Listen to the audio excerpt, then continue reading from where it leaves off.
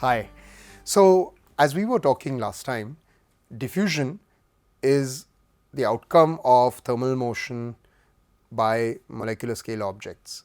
We discussed random walk statistics, and how at a bulk scale we can show that diffusion drives the dissipation of a gradient. So, I put a drop of ink in a glass of water and I showed you that it over time spreads, and it is a common experience. This is why we put when we put sugar in our tea, we know we can stir it and make sure that the whole tea tastes of sugar.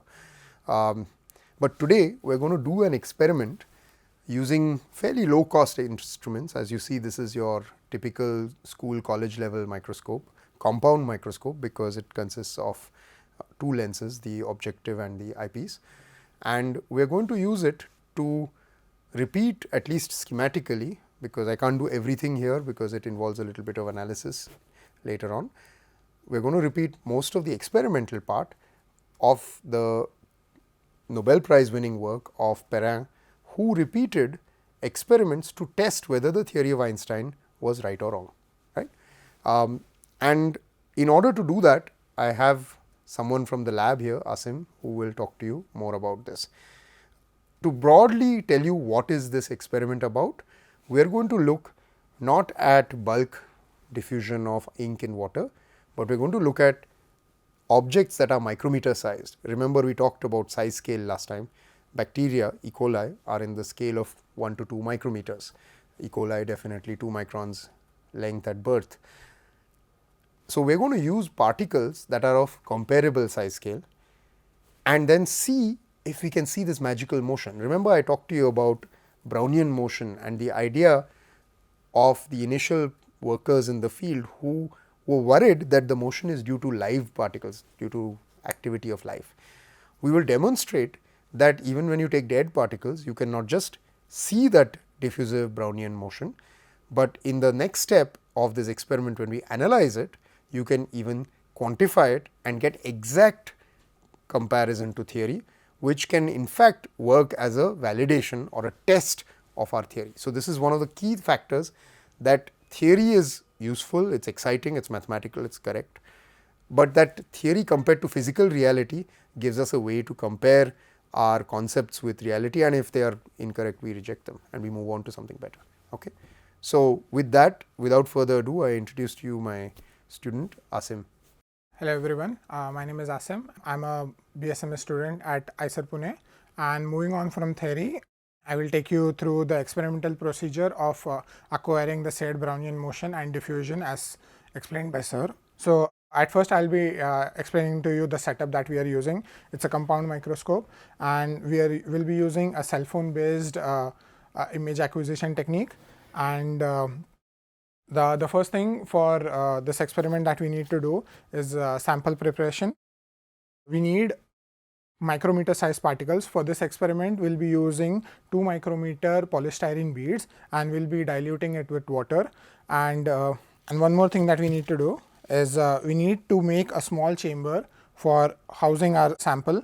So, in this slide you can see we use a double back tape at the center of the glass slide, and we make a small parallel space between both the tape, and then it is a double back tape. So, we remove the other side of the double back tape and then we put a cover slip on it, and then we close the chamber from the top. But as you can see, there is still gap from the sides. So, it makes a hollow chamber inside the two tapes and the two glass surfaces where you can put in our material. So, the solution for the 2 micrometer size polystyrene beads is already prepared. So, now what we do is we just take our micropipette. This micropipette is capable of delivering precise volumes of sample to our chamber. So, we take this, press it, take the sample out.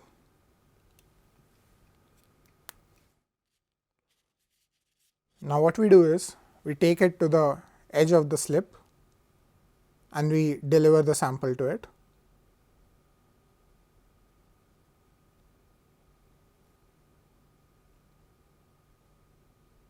And we repeat this process a few times, because when you apply fluid in one edge of the chamber, it comes out of the other end.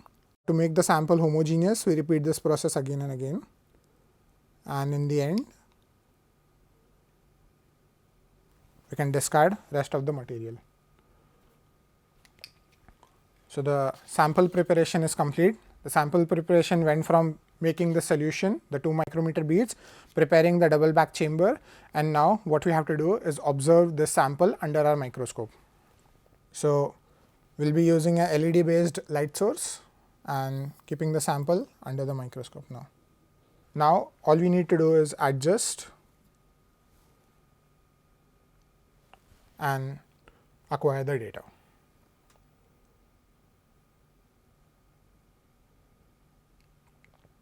In this video, you can see here minute size particles. In this case, you see the objective that we are using is a 45x objective and the eyepiece is 10x eyepiece. So, the final magnification of the entire setup comes out to be 450x.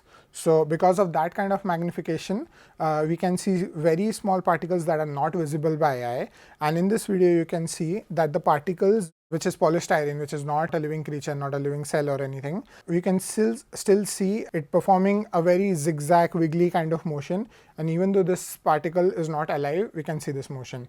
This is the original experiment done by Perrin, and with this experiment we can confirm that non-living particles can perform Brownian motion. So, one last step that we have to do is, after we acquire the image, which is you can see here, we have to press record, and in this one we can let the video record for at least 10 seconds. That will give us enough data points for our analysis. As you can see, we have recorded the video in the last experimental session that you can see, and here we have the recorded data. And as you can see, it's nice to look at, but there needs to be done a lot before we can process this data and get valuable information out of it. This is an intermediate step. First thing that we have done is cropped into a smaller region that we think was suitable with comparatively good amount of polystyrene beads. You see that the video was converted from a RGB based video to a 16-bit video, which is just an intensity video, and there's no colors to it, just black and white pixel intensity. And you can see that the background, there was a lot of noise, and so we have done background subtraction, and the video that you can see here is much cleaner, and compared to humans, a computer needs a much cleaner data to understand. And you can see after the processes, the data can now be understood by a computer and can now be processed. So after we have done the image pre-processing, we'll use a MATLAB software, and we go to our tracking tool. The name is DICOT, and this is developed in Chaitanya Atle's lab, and this can perform particle tracking on image series. And first thing we do is open our file that we need to track, and the file loads. And this software requires us to input different parameters that the experiment was performed in. Size of the pixel. In our experiment, we have pixel size of 0.3 micrometers per pixel. Time interval of at 30 fps, it becomes 0.033 seconds per frame. And then we can input a bunch of other parameters for detection. And after detection, we can perform tracking. So you can see here, after all the processes were done, this is the final tracking output. What the software does is it tracks all the dark particles and gives the center of every particle a red spot. And when it is done over a lot of frames, you can see that each and every particle over here is, when it wiggles, it leaves a small track in red color that you can see. And using the analysis of this track, we can get how much our particles are diffusing. So this is a way to quantify diffusion in any sort of experiment that you can.